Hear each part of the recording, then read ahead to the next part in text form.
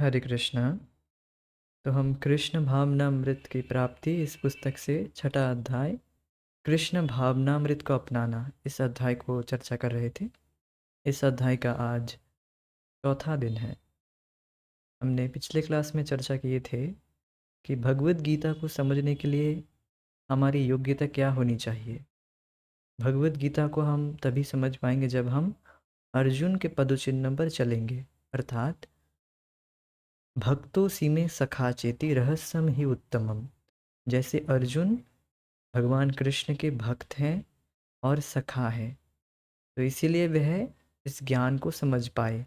भक्तो सीमे सखा चेति च इति, इसलिए इति मीन्स इसलिए यह ज्ञान मैं तुम्हें बता रहा हूँ क्योंकि तुम मेरे भक्त हो, मेरे सखा हो। तो इससे ये समझ में आता है कि हमें भगवान कृष्ण का एक भक्त बनना है, भक्त बनने का प्रयास करना है। तभी जितना हम भगवान कृष्ण के भक्त बनते जाएंगे उतना ही इस ज्ञान को और ज़्यादा अच्छे से समझ पाएंगे। अर्थात भगवान कृष्ण की सेवा करेंगे। भक्त बनने का मतलब यही है कि हम भगवान कृष्ण की जितनी सेवा जितनी अच्छे से करेंगे उतना ही हम अच्छे से इस ज्ञान को और ज़्यादा रियलाइज़ करेंगे, अनुभव भी कर पाएंगे। भगवान कृष्ण आगे भी बताते हैं आगे के अध्याय में कि जब हम उनकी सेवा प्रीति भाव से करते हैं तो ददामी बुद्धि योगम तम, तो बुद्धि योग अर्थात भक्ति योग देते हैं हम। भक्ति जो कर रहे हैं ना, ये कोई थ्योरी नहीं है। Bhagavad Gita is not a theory, it's a practical science. Krishna भावनामृत विज्ञान है ये। और इस विज्ञान प्रैक्टिकल कब होगा? जब हम प्रैक्टिकली भगवान की सेवा करेंगे। यस, प्रैक्टिकली सेवा करेंगे, अर्थात भगवान के लिए कुकिंग करना, भगवान के लिए नृत्य करना, भगवान के लिए कार्य करना। Everything should be around, everything should be done for Krishna. सभी कुछ हमें कृष्ण के लिए करना चाहिए। तब हम, ये है प्रैक्टिकल है, ये है प्रैक्टिकल। जब हम करेंगे तब हम रिजल्ट पाएंगे, तब हम भगवद गीता को जब पढ़ेंगे और ज़्यादा अच्छे से समझ पाएंगे। इसीलिए यहाँ पर बताया गया है कि भक्तों सी में सखा चेती, भक्त होना होगा। केवल केवल कुछ ज्ञान प्राप्त करने के लिए या बहुत बड़ा विद्वान बनने के लिए भगवद गीता पढ़ रहे हैं तो हम समझ नहीं पाएंगे, तो हम भगवद गीता को ठीक से समझ नहीं पाएंगे। आप देख सकते हैं कि जगत में बहुत बड़े बड़े स्कॉलर विद्वान हुए, तो वह भगवद गीता की कितने कितने टीका लिखे हैं। इसलिए प्रभुपाद जी अपने इंट्रोडक्शन में बताते हैं भगवद गीता के कि इस भगवद गीता का 600 से अधिक टीकाएं हैं उस गीता पर आधारित। किंतु वो टीका पढ़कर 600 से मीन्स वो ये अंग्रेजी में बता रहे हैं, अंग्रेजी में 600 से अधिक टीकाएं उपलब्ध हैं, किंतु उनको पढ़कर कोई भक्त नहीं बन रहा है क्योंकि वो सब किन्हीं भक्त के द्वारा लिखी गई नहीं है। अर्थात ये भी बात इंडिकेट करता है कि हम भक्त के संग, भक्तों की संगति में ही भगवद गीता को सुनने का प्रयास करें। जाओ पढ़ो भागवत, भागवत स्थाने गिया। भागवत अर्थात ये जो भगवद गीता श्रीमद् भागवतम भगवान के विषय में चर्चा करना चाहिए। भागवत स्थाने गिया अर्थात जहाँ पर भक्त भागवत हैं, जहाँ पर भगवान कृष्ण के भक्त चर्चा कर रहे हैं, वहीं पर हमें, वहीं से हमें सुनना चाहिए, तभी हम समझ पाएंगे। और इस तरह से हम भी भगवान के बहुत ही प्रिय भक्त बन जाएंगे। जब हम भक्तों की संगति में पढ़ते हैं, सुनते हैं, तो भक्तों की कृपा हमारे ऊपर होता है, तो उससे हम अच्छे से और ज़्यादा समझ पाते हैं। ये भी सब बात हम चर्चा करेंगे इस पर और ज़्यादा डिटेल्स में। तो ये सब हम चर्चा कर रहे थे। और एक गुण के विषय में बताया गया था अर्जुन का, और एक गुण के विषय में हम चर्चा कर रहे थे अनुसूयव।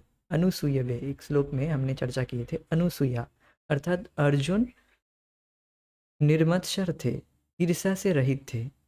भगवान कृष्ण जब इस तरह से गीता बोल रहे हैं तो कोई कोई लोगों का ऑब्जेक्शन होता है कि भगवान क्यों इस तरह से बता रहे हैं कि हम सर्वस्व प्रभवो, मुझसे, मैं ही सभी का स्रोत हूँ, मैं ही सभी का कारण हूँ, मैं सभी का पिता हूँ, माता हूँ। ये सब भगवान क्यों बता रहे हैं? तो लोग जो आसुरी भाव संपन्न व्यक्ति होंगे, उनको पसंद नहीं आएगा, और जो श्रद्धालु होंगे, उनको अच्छा लगेगा कि हाँ, भगवान कितने सुंदर, कितने दयालु हैं। तो इस दया पर हमने एक कथा चर्चा की थी पिछले क्लास में। तो ये सब गुण हम, जब हम भक्तों की संगति में सुनेंगे, प्रामाणिक गुरु परंपरा में सुनेंगे, तब ये सारे गुण हम में आ जाएंगे। ये सब बात हम चर्चा किए थे। आज की चर्चा हम आगे बढ़ाते हैं। अर्जुन की भांति हमें भी श्री कृष्ण को पूर्ण पुरुषोत्तम परमेश्वर मानना चाहिए, और वही करना चाहिए जो वे कहते हैं। तो अर्जुन की भांति हमें भगवान श्री कृष्ण को पूर्ण पुरुषोत्तम मानना चाहिए। अब कोई कहेगा कि हम तो नहीं मानते। देखिए, हमारे मानने या नहीं मानने से भगवान कृष्ण भगवान नहीं हो जाते, मतलब भगवान नहीं रहेंगे, ऐसी बात नहीं है। हम तो नहीं मानते कि आग हमें जलाती नहीं है, हम नहीं मानते, तो हम आग में हाथ डालेंगे? तो हमारे मानने नहीं मानने से कुछ नहीं होगा, वो वस्तु शक्ति भाव की अपेक्षा नहीं करती है। और जो भी हो, वो तो उदाहरण यहाँ पर एप्लीकेबल नहीं होता है। जो भी हो, हमारे मानने नहीं मानने से कोई फ़र्क नहीं पड़ता है। हम सूर्य को नहीं मानते हैं, सूर्य है, हम नहीं मानते हैं। हम नहीं, अगर एक चींटियों का समूह अगर कहने लगे कि हम मनुष्य को नहीं मानते, हम नहीं मानते, मनुष्य हैं। अब अगर उन उन पर मनुष्य, कोई एक मनुष्य उन पर कुल्ला कर दे, तो दूसरे दिन यह न्यूज़ आएगा उनके चैनल में कि बाढ़ आ गई। तो ये ऐसी बात है। हम अगर नहीं मानते कि देवता नहीं है, भूत प्रेत आदि एटसेट्रा नहीं होते, ये नहीं होते, ये सब मनोकल्पना होती है, और भगवान भगवान भी कुछ नहीं होती है, ये सब मनोकल्पना है। तो हमारे मानने से नहीं मानने से नहीं हो जाता है। भगवान है, देवता है, और भूत प्रेत ये सब है, और हम आत्मा है, ये सब है बात। हमारे नहीं मानने से कुछ नहीं होता। कुछ लोग इस तरह से तर्क वितर्क करते करते मर जाएंगे, फिर वो पशु जोनि में चले जाएंगे। तो ये बात है। एक बार एक सभा में श्रील प्रभुपाद जी चर्चा कर रहे थे इस तरह से कि जो व्यक्ति अपने इंद्रियों को संयमित नहीं करता है, भोगों पर छूट दे देता है, अपने मनुष्य जीवन मिला है तो उसे अपने इंद्रियों को संयमित करके भगवान की भक्ति में लगाना चाहिए। तो जो इस तरह से नहीं करता है, उसे पशु योनि प्राप्त होता है उस व्यक्ति को। प्रभुपाद जी बता रहे हैं कि जो व्यक्ति इस तरह से सूकर कुकर की तरह कार्य कर रहा है, तो उसे सूकर कुकर का ही जीवन मिलेगा। तो एक व्यक्ति एक हाथ खड़ा करके उठा कि हम हमारा एक प्रश्न है, तो ठीक है बोलो। हमें कोई दिक्कत नहीं है, हम कुत्ता बनना चाहते हैं अगले जन्म में, कोई दिक्कत नहीं है। तो प्रभुपाद जी बोलते हैं, तथास्तु। मेरा आशीर्वाद है, तुम अच्छे से कुत्ता बनो। तो ये सब बात है कि हम नहीं मानने से कुछ नहीं होता है। हम अगर नहीं मानते, ये सब नहीं होता, ठीक है कोई बात नहीं, तो हमें पशुजन्य मिलेगा, हमें दुख भोगना होगा, कोई कुछ नहीं कर सकता है। अगर हम भगवान कृष्ण को मानेंगे और भगवान की भक्ति करेंगे, ये हमारी ही भलाई के लिए है। हम अगर अज्ञान में, कितना अज्ञान में क्यों ना पड़े हो, अगर हमें समझ भी नहीं भी आ रहा है, फिर भी हम अनजाने में भी भगवान की भक्ति करेंगे। अनजाने में मीन्स हमें कोई ज्ञान नहीं है, फिर भी हम भगवान की सेवा कर रहे हैं, तो भी बहुत बड़ा फायदा है। अनजाने भी कोई अगर भगवान का नाम ले लेता है, तो उसका सारा प्रारब्ध, जितना भी अनंत जन्मों के जो पाप है, वो तुरंत ध्वस्त हो जाते हैं, तुरंत। तो भक्ति वस्तु शक्ति की भाव नहीं रखती है कि हम नहीं मानते ये सब होता है, हम ये सब, जैसे एक उदाहरण दिया था कि अग्नि, अगर हम नहीं माने कि अग्नि हमें जलाएगी नहीं जलाएगी, हम नहीं मानते, तो ये वस्तु शक्ति के भाव नहीं रखते हैं। भक्ति भगवान अवश्य कार्य करती है। हम नहीं समझ पा रहे तो इसका मतलब नहीं वो नहीं हो रहा है, ये बात नहीं है। ये सब बात है। तो हमें मानना चाहिए और वही करना चाहिए जो वे कहते हैं। तो इस पर भगवद गीता का एक श्लोक है यहाँ पर, यत् करोसि यदस्नासि यज्जुहोसि ददासि यत् यत् तपस्यसि कौन्तेय तत्कुरु सो मदर्पणम्। यत् करोसि यदश्नासि यज्जुहोसि ददासि यत् यत् तपस्यसि कौन्तेय तत्कुरु सो मदर्पणम्। अनुवाद, हे कौंती पुत्र अर्जुन, तुम जो कुछ कर्म करते हो, जो कुछ भोजन करते हो, जो कुछ हवन करते हो, जो कुछ दान करते हो और तप करते हो, इन सबको मुझे अर्पण करो। भगवद गीता 9.27। तो देखिए, बहुत लोग कह सकते हैं कि हम तो नौकरी आदि करते हैं, हमें भक्ति करने का टाइम नहीं मिलता है।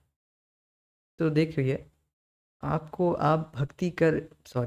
नौकरी आदि कर रहे हैं तो इस मेंटलिटी के साथ कीजिए ना कि मैं ये नौकरी आदि जो कर रहा हूँ, इससे जो धन आएगा वो मैं भगवान की सेवा के लिए व्यवहार करूँगा, भगवान की सेवा के लिए उसका उपयोग करूँगा। तो फिर आप बंधन में नहीं रहेंगे। तो इसके बाद श्लोक भगवान बताते हैं कि सुबह सुबह कलैरेव मोक्ष से कर्म बंधने। उस कर्म का जो आपका कर्म बंधन आप पर लगता कि आप अगर खुद खुद के भोग के लिए करेंगे कि मैं तो अरे नहीं करूँगा तो परिवार कैसे चलेगा, अरे ये कैसे होगा, पेट कैसे चलेगा, ये सब सोचेंगे तो कर्म बंधन लगेगा ही।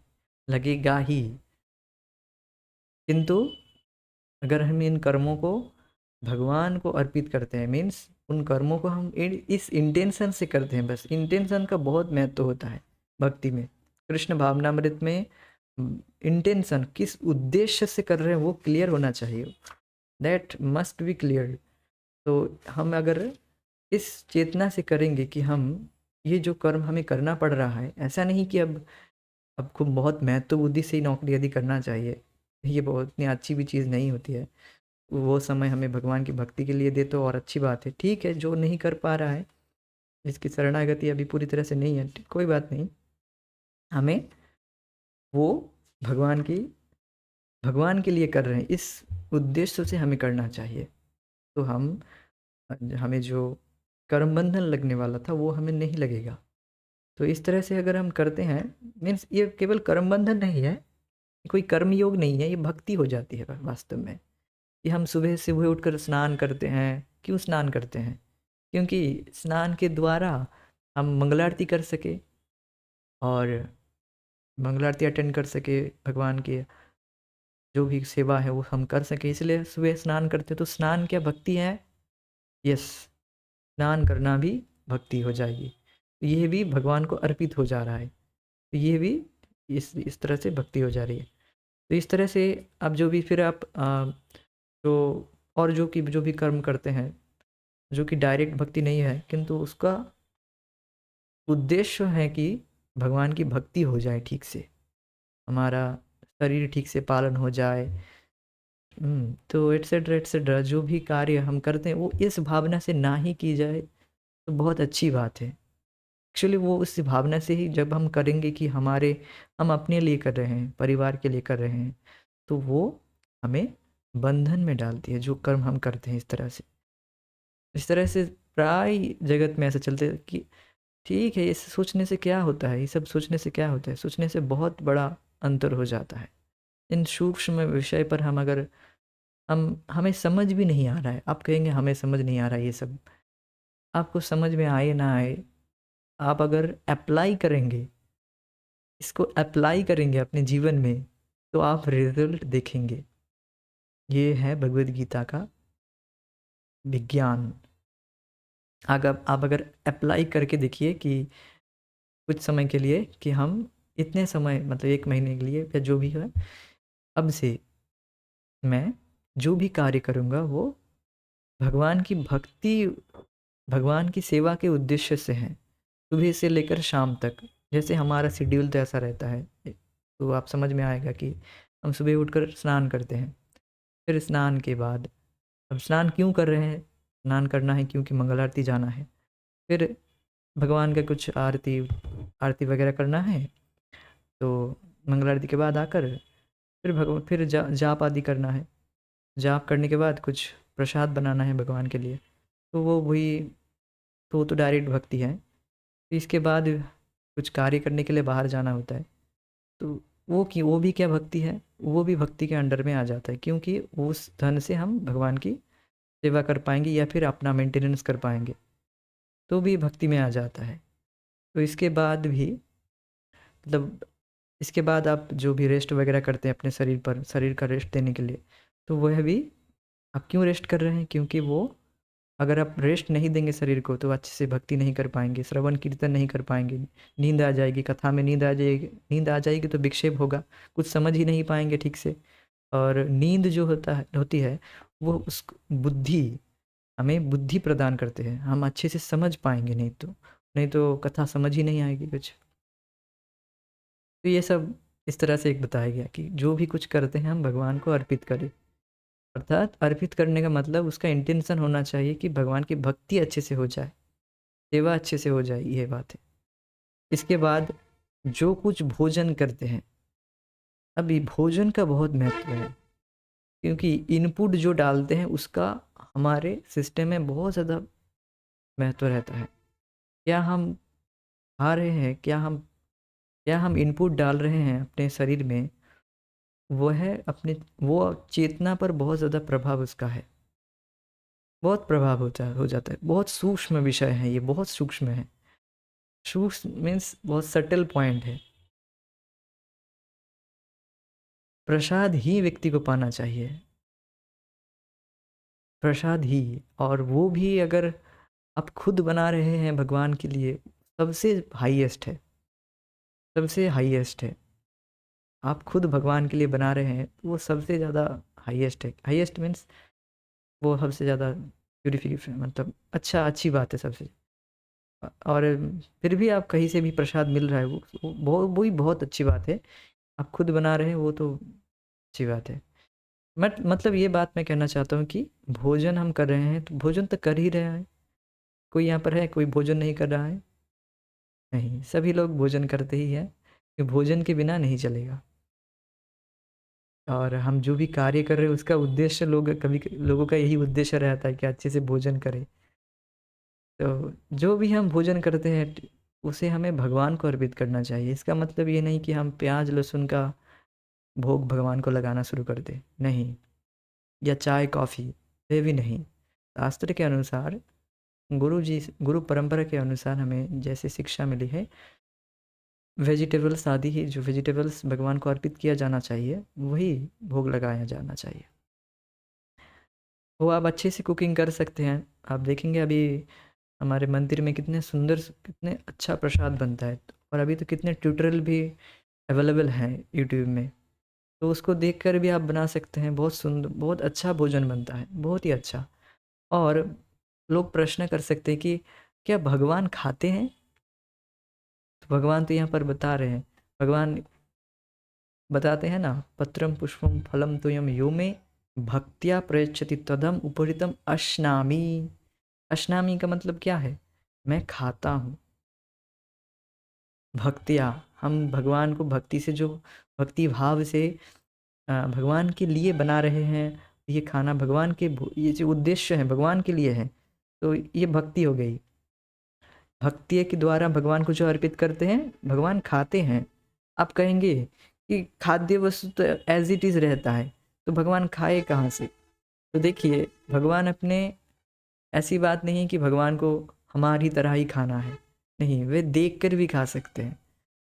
और इसका प्रमाण क्या है? इसका प्रमाण भी है ब्रह्म संहिता में, कि वह अपने सारे इंद्रियों के द्वारा, एक इंद्रिय के द्वारा और अन्य इंद्रियों के कार्य कर सकते हैं।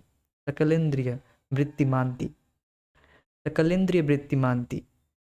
इस तरह से श्लोक है, मैं थोड़ा सा कोट करके बता रहा हूँ। सकलेंद्रिय वृत्ति मानती मीन्स वह एक इंद्रिय उनकी सारी अन्य इंद्रियों की कार्य कर सकते हैं, यह उनकी स्पेशलिटी है। सकलेंद्रिय वृत्ति मानती, वे देख कर भी भोजन करते हैं, तो इसलिए हमें भगवान को अर्पित करना ही चाहिए। और अगर हम नहीं भोजन अर्पित कर रहे हैं तो हमें जानना चाहिए भगवद गीता के अनुसार 3:13 कि जो भी हम इस तरह से अर्पण नहीं कर रहे हैं, केवल पाप खा रहे हैं, केवल पाप, जो कि हमें नरक की ओर भेजता है, जिसके द्वारा हम केवल दुख भोगेंगे, केवल दुख भोगेंगे। हम सोच रहे हैं कि हम अच्छा खाएंगे, और आप देख सकते हैं कि लोग कितने दुख में हैं, मतलब कितनी बीमारी में पड़ जाते हैं।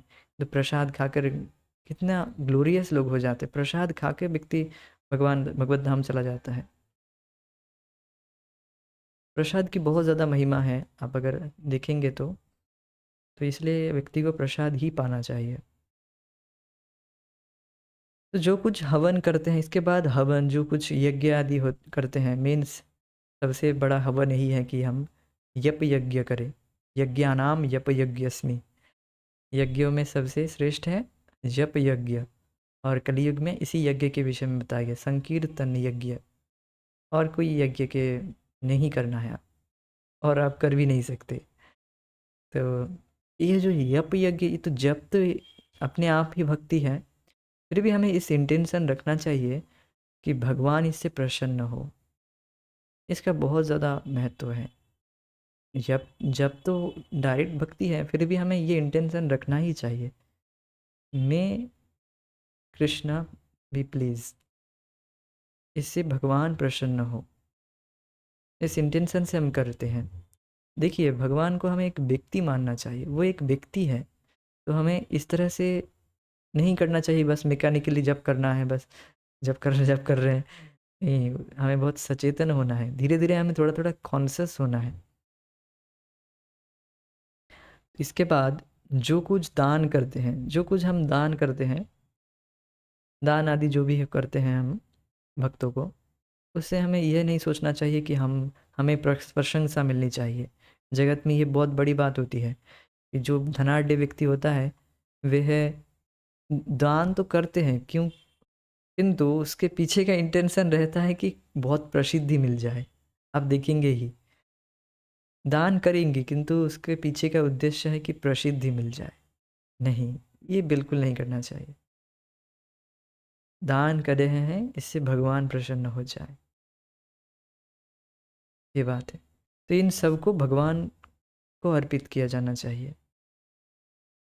तो इससे क्या होगा, इससे हम शुभाशुभे फलैरेवं मोक्षसे कर्म बंधने संन्यासी योग युक्तात्मा विमुक्तो मामुपश्यसि। इस तरह से अगर करते हैं तो क्या होता है, तो उस व्यक्ति का मन संन्यास योग के द्वारा युक्त होकर वह व्यक्ति मुक्त हो जाता है, और वह भगवान को प्राप्त करता है। भगवान बोल रहे मुझको प्राप्त करते हैं। इस तरह से वह समस्त कर्म अर्पण करने के माध्यम से शुभ और अशुभ कर्म फल से मुक्त हो जाता है। शुभ कर्म और अशुभ कर्म अर्थात दान आदि करते हैं, इसके द्वारा पुण्य इकट्ठा होता है, और वो पुण्य भोगने के लिए फिर से हमें मानव जीवन लेना होगा। अब मानव जीवन लेना, मनुष्य फिर जन्म लेना अपने आप ही दुख का कारण है। आप अगर नहीं जानते हैं तो आप श्रीमद् भागवतम के 5th कैंटो के 5th चैप्टर को पढ़ सकते हैं। उसमें नॉट 5th चैप्टर, सॉरी मैं थोड़ा गलत बता दिया, तीसरे स्कंद के 31वां अध्याय पढ़ लीजिएगा। उसमें बताते हैं हमारे कपिल भगवान, कपिल देव, वे माता देवहूति के बताते हैं कि जब बच्चा जन्म होता है तो कितना दुख वह भोगता है। उसको कीड़ा काटता है, उसके शरीर को क्षत विक्षत कर देता है कीड़ा, और उसमें भी वो मल मूत्र वाले जगह में रहता है। माँ के पेट में उसे बैठना होता है और बहुत ज़्यादा दुख भोगना पड़ता है। तो जन्म लेना अपने आप ही बहुत बड़ा दुख है। जो व्यक्ति सोच रहा है कि मैं तो बहुत बड़ा धनाढ्य हूँ, अंबानी हूँ, टाटा हूँ, एट्सेट्रा हूँ तो उसे भी त्रिताप दुख मिल ही रहा है, वो छूट नहीं पाएगा। तो व्यक्ति को सोचना चाहिए, तो ये सब पुण्य के कमाने के चक्कर में नहीं पड़ना चाहिए। हमें ना तो पुण्य चाहिए, ये सब कुछ नहीं चाहिए, हमें भगवान की भक्ति चाहिए, और इस जगत से निकलना है, फिर से जन्म नहीं लेना। फिर से जन्म लेना मतलब 6 काइंड ऑफ चेंजेस, जन्म मृत्यु जरा व्याधि दुख दोषानुदर्शनम। जन्म लेना, फिर शरीर व्याधि तो आएगा ही, फिर जरा, व्याधि, फिर मृत्यु। मृत्यु सबसे भयानक, दुखदायक है। तो ये सब दुखदायक परिस्थिति के द्वारा व्यक्ति को गुजरना पड़ता है। तो इसलिए बताया गया है कि हमें इन कर्मों को भगवान की संतुष्टि के लिए सारे कर्मों को करेंगे तो हम संन्यास योग के द्वारा युक्त होंगे और मुक्त होकर भगवान के पास चले जाएंगे।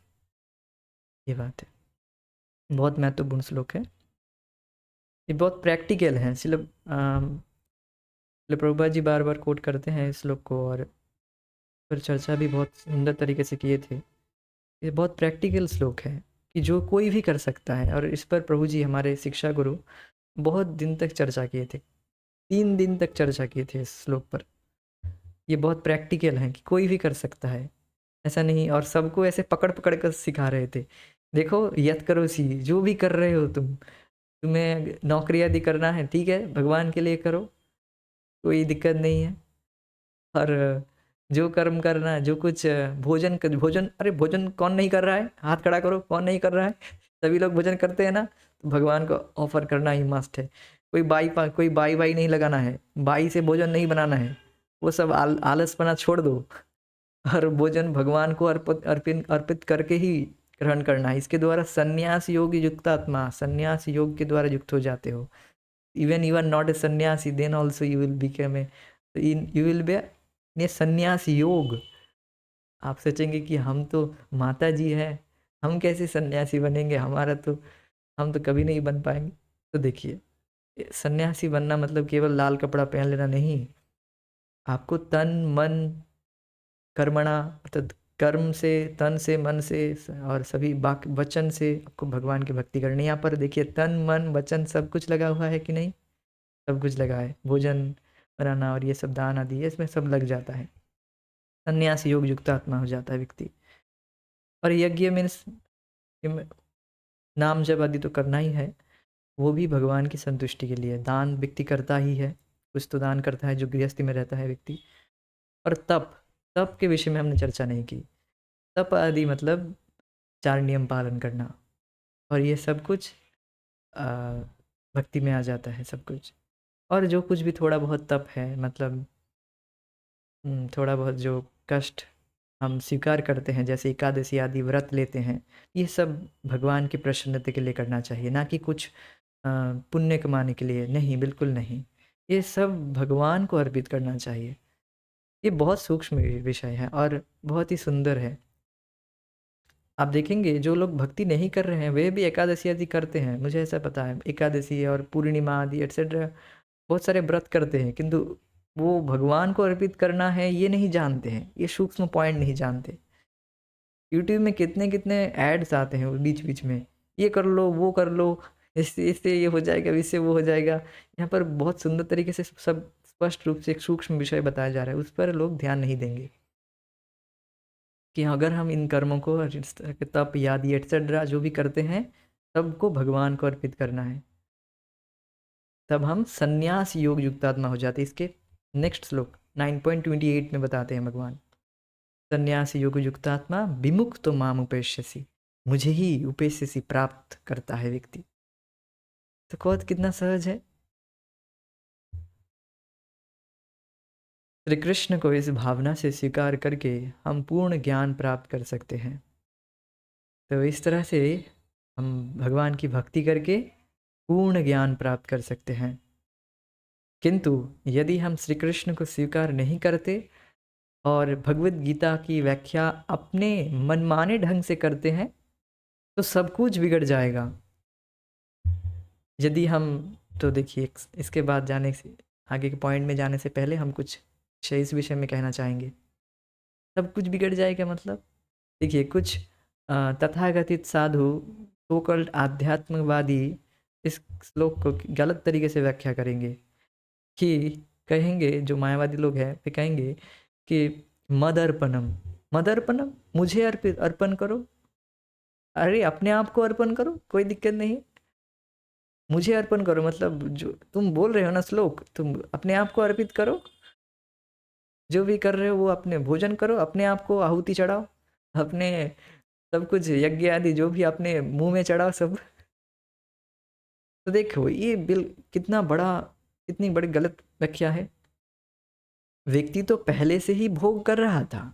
हम ये सब पहले से यहाँ पर हाथ हाथ खड़ा कर कीजिए, अगर आप भोग आदि नहीं कर रहे होते, मतलब नहीं करते थे, आप अगर जन्म से ही ये सब कर रहे थे तो आप, अलग बात है, आपकी बात अलग है। तो देखिए हर कोई व्यक्ति भोगों में पढ़ा ही था, उसे सिखाना नहीं पड़ता है कि कैसे इंद्रिय तृप्ति की जाती है। तो हम तो पहले से ही अब ये सब भगवान को अर्पित ना करके खा रहे थे, सब कुछ कर रहे थे, इसलिए तो हम दुख भोग रहे हैं। और ये लोग और हमें उसी दुख में वो क्या कहते हैं, ठेल रहे हैं। हाँ, तो इस तरह से पूरा अर्थ बिगड़ जाएगा। या फिर इस तरह से व्याख्या करेंगे, गुरुजी कहेंगे मुझे अर्पण करो, अरे भगवान नहीं, मुझे अर्पण करो। पर देखो मैं बता रहा हूँ ना, मैं ये श्लोक बता रहा हूँ, है कि नहीं, तो मुझे अर्पण करो, किसी को नहीं। तो ये भी पूरा श्लोक अर्थ का अनर्थ कर देते हैं इस तरह से। भगवान कृष्ण गीता बोल रहे हैं, स्पष्ट है, फिर भी लोग इस तरह से गलत व्याख्या करके वो खुद फेम लेना चाहते हैं, खुद खुद पब्लिसिटी लेना चाहते हैं गीता के आड़ाल पर, गीता को ढाल बनाकर। तो इस तरह से पूरा अर्थ बिगड़ जाएगा, और वह मुक्त होना तो दूर की बात, और ज़्यादा बंधन में पड़ जाएगा। और वो व्यक्ति ही नहीं, वो गुरु भी नरक में जाएगा। ऐसे रामचरितमानस में एक श्लोक है कि गुरु और शिष्य को दोनों को नरक में जाना होता है। एक मिनट,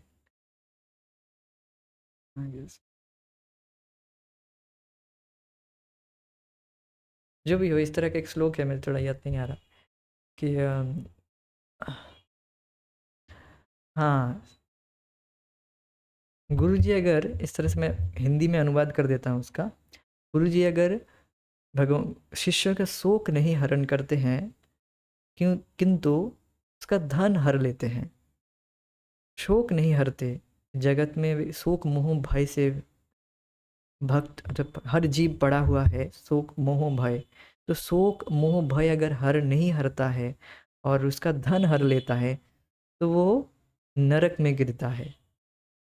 और भी एक बताते हैं कि इस तरह से गुरु और शिष्य दोनों को ही नरक में गिरना पड़ता है, दोनों एक दूसरे को ठेलते हैं, तो बताया जाता है। तो हमें बचना चाहिए और अपने आप को भी बचाना चाहिए, अगर हम भगना नहीं चाहते हैं। यस, गॉट दिस श्लोक।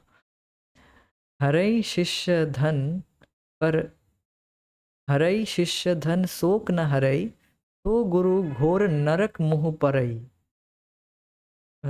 यही श्लोक है।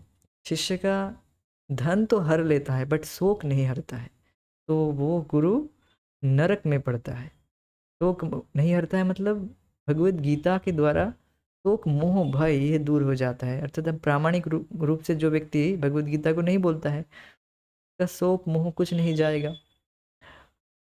तो इस तरह के गुरु नरक में गिरते हैं, जो अपनी व्याख्या देते हैं इस तरह से।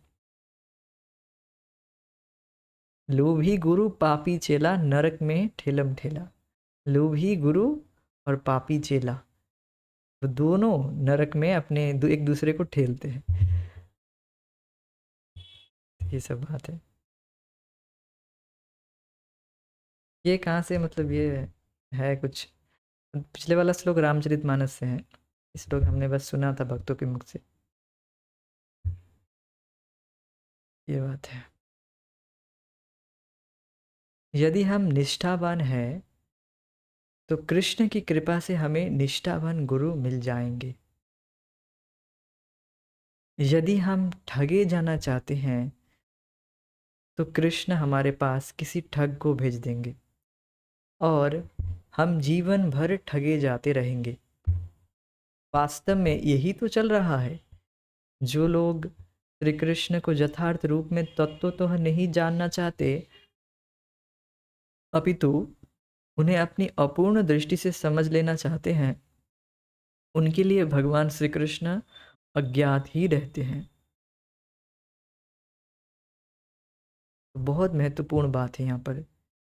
देखिए, जो व्यक्ति निष्ठावान नहीं है, अगर हम निष्ठावान नहीं हैं, हम आसानी से कोई नियम पालन करने से नहीं करके भगवान को प्राप्त करना चाहते हैं,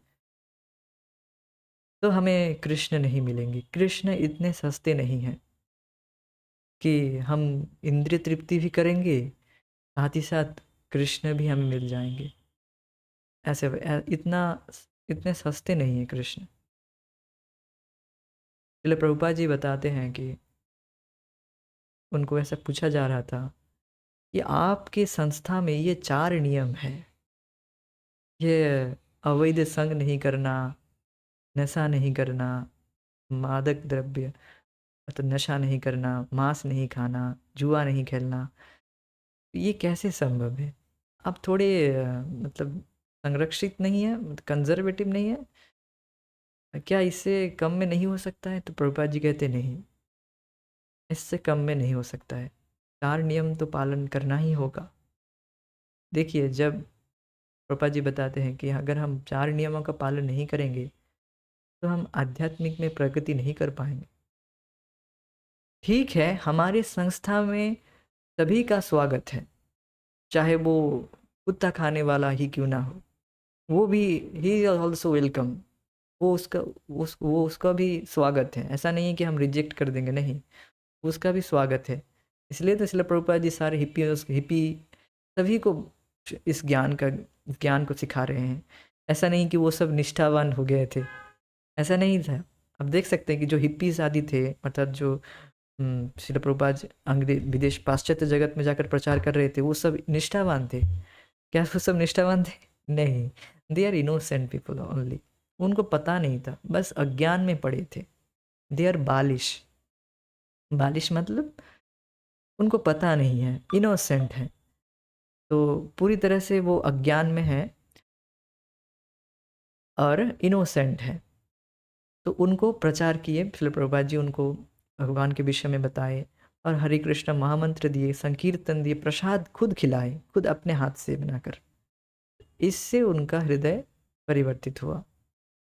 इससे वो जो कि पूरी तरह से बचपन से वो हमारे से अन्य प्राशन होता है ना हमारे यहाँ पर, अन्न देकर, तो उनको ऐसे मांस आदि देकर ही उनका अन्न प्राशन होता है। बचपन से वो शराब आदि पीकर बड़े होके हुए हैं, फिर जाकर आगे जाकर भगवान की भक्ति करके वो परिवर्तित हो गए, वे सब छोड़ दिए। तो हमारे लिए ये कौन सी बड़ी बात है? समझ रहे हैं? ये बात नहीं है कि 4 नियम पालन करना बहुत बड़ी बात है।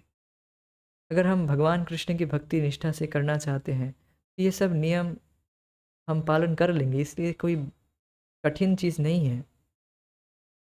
केवल हमारा मन दुर्बल है, ये हम सोच रहे हैं नहीं कर पाएंगे, ये सब कैसे होगा, तब कैसे ये सब दुर्गुण छूटेगा। तो जो वे इतना पाश्चात्य जगत में हम देख सकते हैं कि जो विदेशी भक्त हैं, वे कैसे भक्ति कर रहे हैं, वे कैसे सब 4 नियमों का अच्छे से पालन कर रहे हैं और भगवान की भक्ति में कितने आगे बढ़ गए हैं।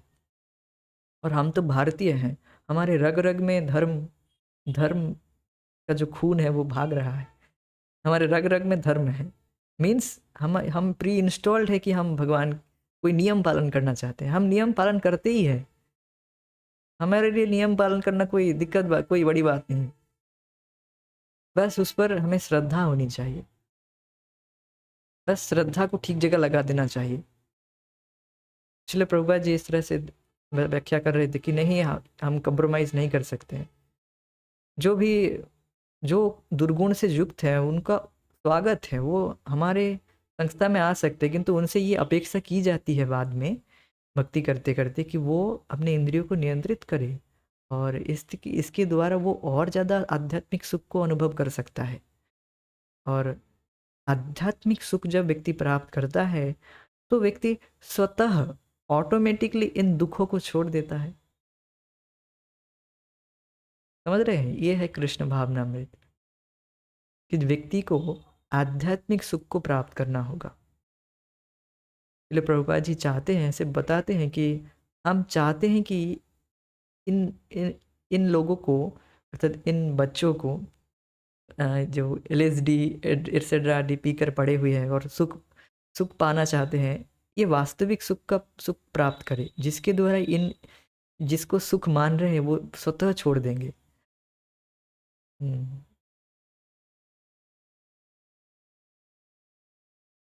तो यदि हम निष्ठावान हैं, ये बात, ये दो दृष्टि यहाँ पर बताया गया है।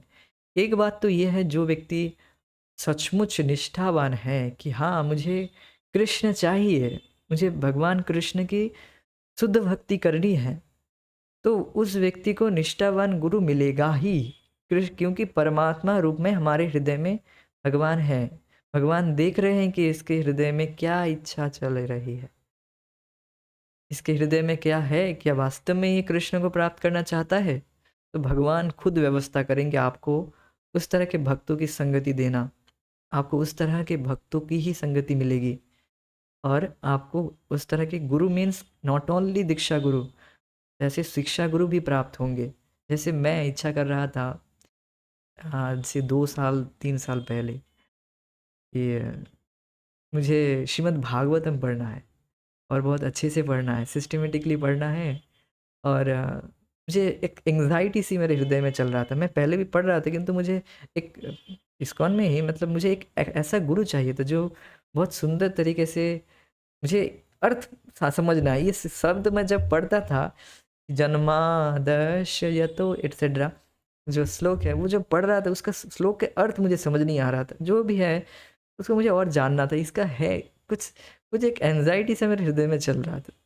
फिर जाकर मैं इसे प्रार्थना करता था भगवान के पास, मुझे ऐसे गुरु चाहिए, गुरु चाहिए। तो 1 महीने के बाद जो है ऐसे मिल गया भगवान की कृपा से, और ऑनलाइन ही मिल गया हमारे शिक्षा गुरु जो है भी। तो पहला श्लोक सुनकर ही, इतना सुंदर श्लोक का गायन कभी नहीं सुना, और अर्थ कितने सुंदर, आई वॉज अमेज्ड। तो ये बात है, अगर आपके हृदय में इच्छा है कि मुझे वास्तविक भगवान को प्राप्त करना है, कृष्ण चाहिए मुझे, तो आपको ये व्यवस्था कृष्ण खुद करेंगे। खुद आपको कृष्ण खुद भेजेंगे इस तरह के भक्तों को आपके पास। निष्ठावान भक्त भेजेंगे, निष्ठावान गुरु आपको मिलेंगे। ऐसा अगर आप सोचते रहेंगे, कोई निष्ठावान नहीं है जगत में, कोई निष्ठावान नहीं है, सब फ्रॉड है, सब ठग है, फ्रॉड है, कोई ठीक नहीं है, तो आपको वैसा ही भगवान प्रस्तुत करेंगे। कोई कोई सही नहीं है, हम ही सही है। हम किसी गुरु गुरु को नहीं मानते, हम ही सही है। जगत में सभी लोग फ्रॉड है, कोई सही नहीं है, हम निष्ठावान हैं, ये भी कपटता है। इस तरह से आपको कभी कभी उस तरह के भक्तों की संगति नहीं मिलेगी। और सभी को देखेंगे, सभी दुर्गुण ही आपको दिखेगा। सद्गुण में भी आप दुर्गुण ही ढूंढते रहेंगे, इसमें क्या दुर्गुण है, इसमें क्या दुर्गुण है, ये तो ठग है, ये तो निष्ठावान नहीं है, छोड़ो। ये बात नहीं है। व्यक्ति को एक वास्तविक कपटता रहित सरल हृदय, एंग्जाइटी सा ये रहना चाहिए। तब उसे परमात्मा के रूप में, पर भगवान हृदय में है, देख रहे हैं क्या ये चाहता है वास्तव में, तो भगवान ऐसे आयोजन करते हैं। ये तो बात है। और दूसरी बात मैंने बताया, इनोसेंट। अब उसके हृदय में ऐसी एंजाइटी नहीं है, बट उसे पता भी नहीं है, पता नहीं है इस सब भक्ति विषय में, एंग्जाइटी सी नहीं है, कुछ नहीं है, बट वो अज्ञान में पड़ा है। जैसे मैंने वो पहले वाला उदाहरण दिया, मतलब प्रभुपाद जी ने जिनको प्रचार किए, तो उनको पता नहीं है भगवान की भक्ति के विषय में। अब भक्त आकर उनको भगवान की भक्ति के विषय में बताए, तो फिर वो भी स्वीकार कर लेते हैं, क्योंकि उनके हृदय में कोई कपटता नहीं है। बस वो अज्ञान में पाप के कृत्य में लगे हुए थे, पाप कार्य में लगे हुए थे, उनको पता नहीं था कुछ, उतना कुछ पता नहीं था, वो बस इनोसेंटली ये सब कर रहे थे। फिर उनको भक्तों की संगति मिलती है, तो वो भी आगे जाकर निष्ठावान भक्त बन जाते हैं। फिर भी उनकी भी, वो भी फिक्स्ड भक्तों की संगति में आकर फिक्स्ड बन जाते हैं। ऐसे तो बहुत सारे भक्तों की उदाहरण हैं जो बिल्कुल ढीले ढाले भक्त थे, फिर उनको निष्ठावान भक्तों की संगति मिली और वे भी निष्ठावान हो गए। निष्ठा का मतलब ये नहीं कि अभी अनर्थ निवृत्ति के बाद जो निष्ठा का स्तर है, वो वाला निष्ठा नहीं है। एक फिक्स्ड एक मतलब डिटरमाइंड है, एक फिक्स्ड है कि हमें कृष्ण चाहिए, वो हमें किसी सस्ते में नहीं चाहिए। हम भजन करेंगे और कृष्ण को प्राप्त करेंगे, ऐसे सस्ते में नहीं चाहिए हमें। कोई ऐसे सस्ते में बता देगा, ऐसे गुरु हैं, ऐसे हमारे शिक्षा गुरु ही बता रहे थे, एक संस्था है, 12 दिन बोरी पहनना है आपको, बोरी पहनना है और आपको भगवान दिखा देंगे। ये लो, सस्ते का गुरु। हरे कृष्णा। आवाज हल्का करो।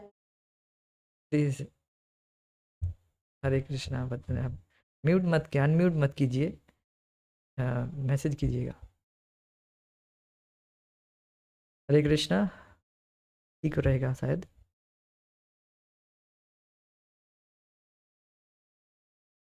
तो हाँ, बात हम कर रहे थे कि इस तरह के सस्ते के गुरु हैं जो आपको बताएंगे कि 12 दिन आप बोरी में रहिए, 12 दिन हमारे साथ बोरी में रहना होगा, आपको बोरी पहनना होगा, तो आपको भगवान दिखा देंगे। तो हमारे शिक्षा गुरु उनसे पूछे, भगवान कौन है बताइए तो पहले, फिर हम मानेंगे, फिर हम आपके साथ करेंगे ये सब कुछ। तो वो कहते हैं, ये टॉप सीक्रेट है, किसी को नहीं बताना होता है, किसी को नहीं, बहुत ज़्यादा टॉप सीक्रेट है। तो हाँ, गुरुजी बता दें। हाँ, हम तो प्रभुपाद जी के से सुनते हैं कि सबको बताना है कि कृष्ण भगवान है, कृष्ण भगवान है, कृष्ण भगवान है। हम तो सबको बताते हैं कृष्ण भगवान है, कृष्ण परम पुरुषोत्तम भगवान है। ये आपका ये सब क्या नाटक चल रहा है, ये सब क्या है? ये टॉप सीक्रेट है, किसी को नहीं बताना है, किसी को नहीं बताना है, ये सब क्या? तो आप तो इस तरह से 12 दिन बाद कुछ भी दिखा देंगे, मेंढक को दिखा देंगे और कहेंगे यही भगवान है, जो टर टर करता है। या फिर अपने ही अपने गुरुजी को दिखाएंगे जो डॉक्टर के पास जाता है दांत दिखाने के लिए, तो उसको भी दिखा देंगे कि यही हमारा यही भगवान है। तो कुछ फिर तो कुछ भी आप चीटिंग करेंगे हमारे साथ, कुछ भी करेंगे हम मान जाएंगे। ये सब नहीं करना है।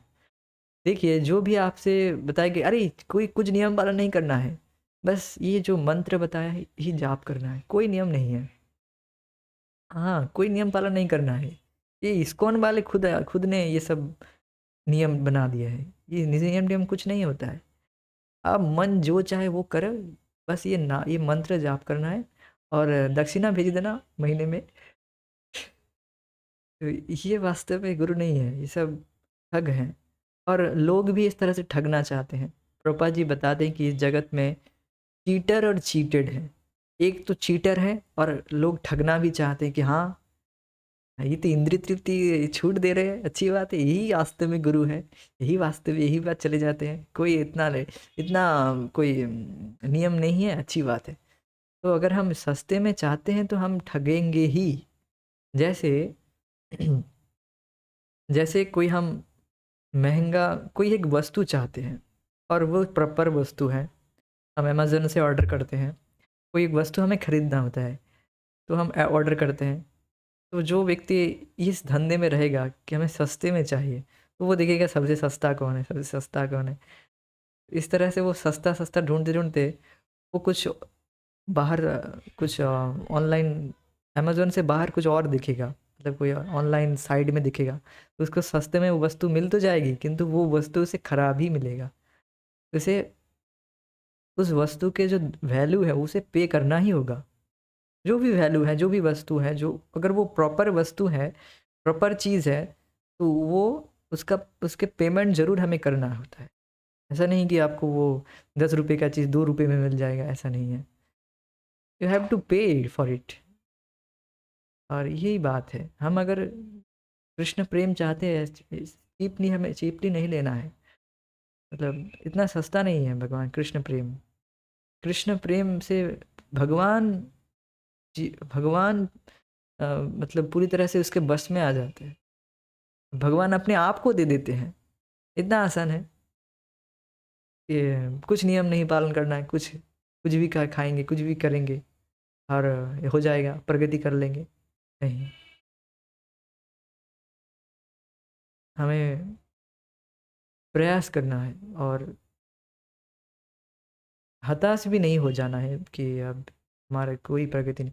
We have to endeavour for it, और हम कर भी लेंगे, ये कोई बड़ी बात नहीं है। अच्छे से भक्ति करेंगे, अच्छे से निष्ठावान भक्तों की संगति में रहेंगे, तो ये आप कर ही लेंगे और आपको थोड़ा आपके इंद्रियों को कंट्रोल करना ही होगा। श्रील प्रभुपाद जी बताते हैं कि शीतोष्ण सुख दुखदा, भगवद गीता के श्लोक से ही बताते हैं, शीतोष्ण सुख दुखदा आगाम पायम नित्यस्ताम तितिक्ष भारत।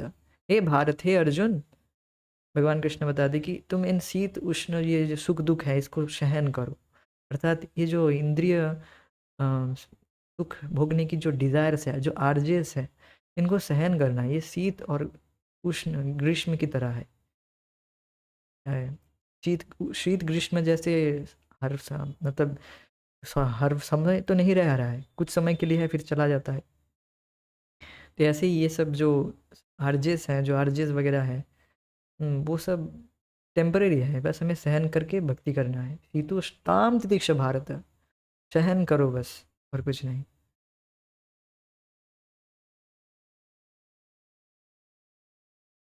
तो ये सब हमने आज चर्चा की है कि हमें इस तरह से ठग गुरु के चंगुल में नहीं आना है।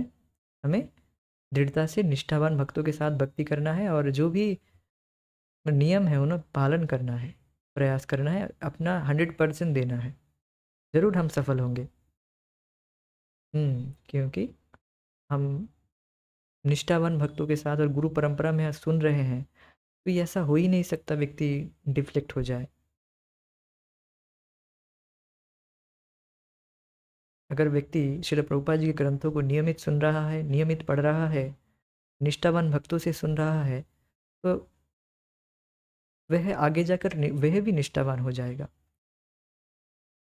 प्रैक्टिकल है, बस आपको करके दिखना होगा, आपको करना है, खुद को करना है, ये बात है। तो आज हम यहीं पर रुक जाएंगे, आगे की चर्चा हम आगे करेंगे। हरे कृष्णा। जय श्रील प्रभुपाद। निताय गौर प्रेमानंदे। Hari Hari. Thank you so much, thank you for joining. Hare Krishna.